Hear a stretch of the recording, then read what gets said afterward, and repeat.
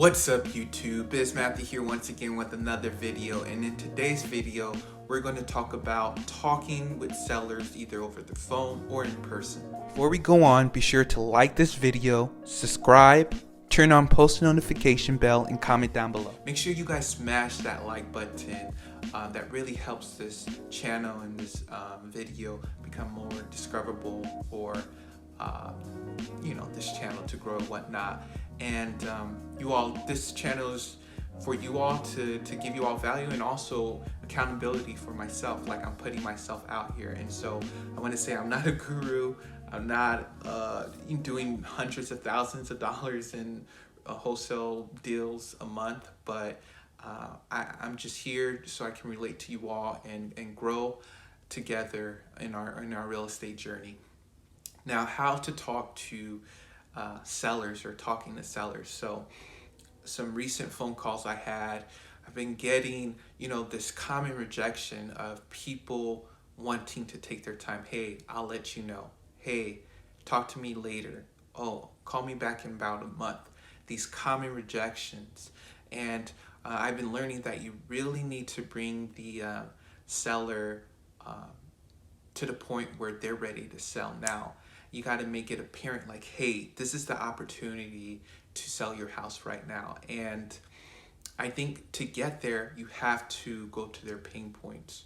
So for example, as you all saw in my last video, this person had like foundation issues and structural damage on their house. So I started, honing into, hey, I don't want to hear that, your house fell down, or like even you're in there. When can I see this house so I can help you all out?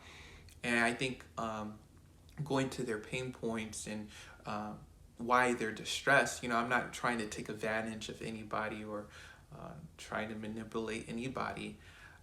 But, in this situation, that's one of the reasons why they're considering selling. So I'm going to bring up that reason so they can have more of a sense of urgency with selling their house.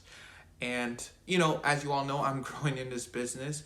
For example, the phone call I had, I wasn't able to get a confirmation date to meet the seller, but, I was able to, talk with them later. We were texting now. I say, hey, I'm going to check up with you later.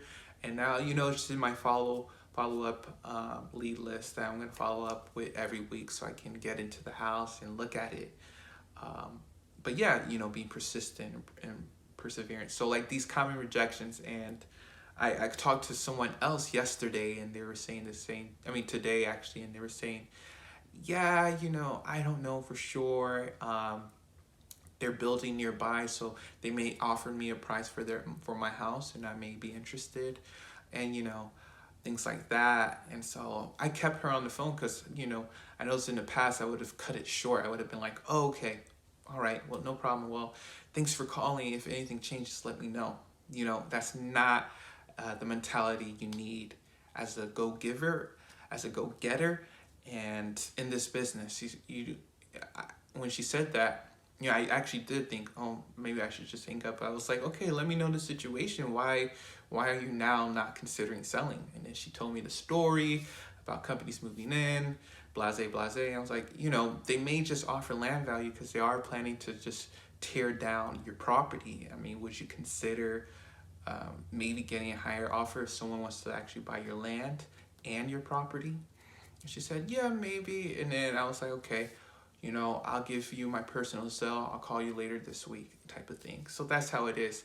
I'm learning more how to just keep on talking with the seller, keep having them opening up, build rapport, and get that confirmation date to make an appointment to see their property. And I think that will help you all. And I think by learning from my mistakes, in this channel, you all will learn also. And as you all learn, I'm learning through other YouTube channels and different Instagram pages, but I try to concentrate on a few influencers because there's so many influencers out there.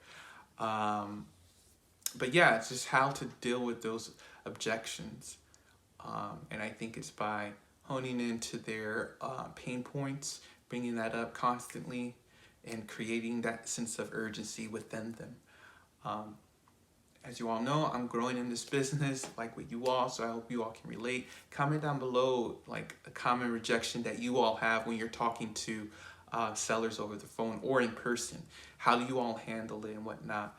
And tell me about your real estate journey, you know, whether it's wholesaling, rentals, or fix and flips. Let me know in the comments down below. I hope you all enjoyed this video. Make sure to like, comment down below, and subscribe. All right, peace.